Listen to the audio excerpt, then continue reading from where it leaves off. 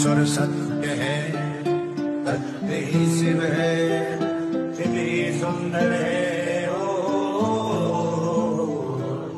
सत्यम शिवम सुंदरम। আমরা দাঁড়িয়ে আছি গোমতী নদী এবং সরজু নদীর সঙ্গমস্থলে।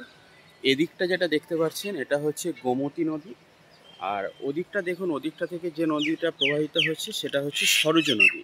আর এই সরজু নদীর সঙ্গমস্থলে হচ্ছে বাগেশ্বরের ধাম। এই যে পিছনে দেখুন, এই হচ্ছে বাগেশ্বরের ধাম, এবং পিছনে এদিকটা হলো বাগেশ্বরের সে ব্রিজ। আর ওখানে বাবার দাঁড়িয়ে রয়েছেন, এবং বাবার যে পাথর যেটা এসেছিল সেটা ওখানে আঁকা রয়েছে, আপনারা দেখুন। আমরা এখানে চলেছি। আর এদিকটা হলো, এটা হলো বাগেশ্বর ধামের হচ্ছে শ্মশান, খুবই পুণ্য স্থান। এখানে যারা অনেক পুণ্য করে তারাই এখানে এসে স্বর্গত্ব লাভ করে। আর ওখানটা দেখুন হচ্ছে বাবা বাগেশ্বর ধামের ওই যে মূর্তি, এবং ওখানে ওই যে পাথর যেটা এসছিল সেটা ওখানে রয়েছে। ওটা স্বপ্নাদেশ পাওয়া হচ্ছে পাথর।